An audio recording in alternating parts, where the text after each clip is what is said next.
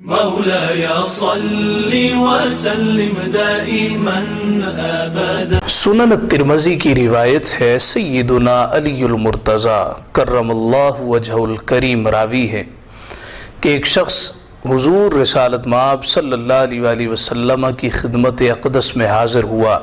عرض کرنے لگا، یا رسول اللہ صلی اللہ علیہ وسلم، اگر میں رمضان المبارک کے بعد کسی اور مہینے میں روزہ رکھنا چاہوں تو کون سا مہینہ بہتر ہوگا؟ نبی کریم رؤوف الرحیم صلی اللہ علیہ وآلہ وسلم نے ارشاد فرمایا، محرم الحرام کا۔ رمضان المبارک کے بعد اگر تم روزہ رکھنا چاہتے ہو تو محرم الحرام کا مہینہ سب سے بہتر مہینہ ہے۔ حضور علیہ السلام نے مزید ارشاد فرمایا کہ یہ اللہ کا مہینہ ہے، اس مہینے اللہ رب العزت نے ایک قوم کی توبہ قبول کی تھی، اور اللہ کی بارگاہ سے امید ہے کہ اللہ دوسروں کی توبہ بھی اس مہینے قبول فرمائے گا۔ اگر کسی شخص نے اپنی جان پہ ظلم کر لیا ہو اور وہ نادم ہو، شرمندہ ہو، اللہ کے حضور توبہ استغفار کرنا چاہتا ہو، تو یہ مہینہ سب سے بہترین مہینہ ہے کہ جس طریقے سے اللہ پاک نے ایک قوم کی توبہ کو قبول کیا تھا،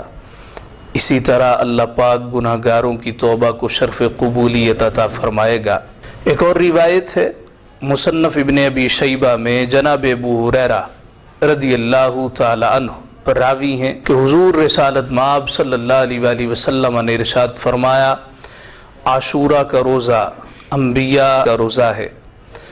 اس بابرکت دن انبیاء روزہ رکھا کرتے تھے، اے لوگو تم بھی روزہ رکھا کرو۔ امام ابن عدی اپنی سند کے ساتھ جناب ابو ہریرہ رضی اللہ تعالیٰ عنہ سے روایت کرتے ہیں کہ نبی مکرم شفیع معظم جاند عالم صلی اللہ علیہ وآلہ وسلم نے ارشاد فرمایا، جو شخص عاشورہ کے دن 10 محرم الحرام کو اپنے اہل و عیال پر سخاوت کرتا ہے، اللہ تعالیٰ پورا سال اس کے رزق میں کشادگی فرما دیتا ہے کہ عاشورہ کے دن اپنے گھر والوں کے لیے اپنے ہاتھوں کو کھول دو، ان کی ہر جائز خواہش کو پورا کرو، جو چاہتے ہیں کہ ہم نے یہ کھانا ہے ان کو کھلاؤ،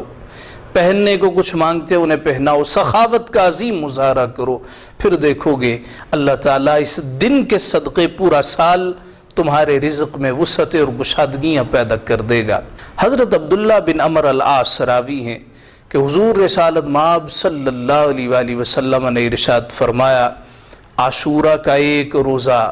1 سال کے روزوں کے برابر ہے، اور جو شخص عاشورہ کے دن صدقہ کرتا ہے، اللہ رب العزت پورا سال صدقہ کرنے کا ثواب عطا کرتا۔ ساتھیو، عاشورہ 10 محرم الحرام اسلام سے قبل بھی عزتوں عظمتوں والا دن تھا، مگر جب سے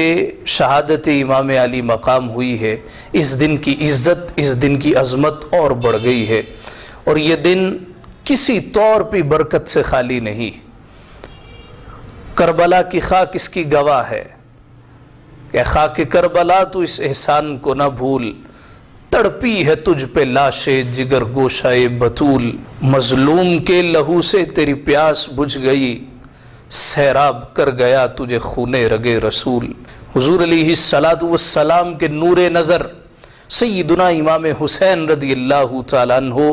آپ کی شہادت کے بعد اس دن کی عظمت مسلمہ طور پہ اجاگر ہو گئی۔ 10 محرم الحرام کی بڑی عظمتیں، بڑی عزتیں، بڑی برکتیں ہیں۔ ہمارے بزرگوں کا یہ طریقہ رہا ہے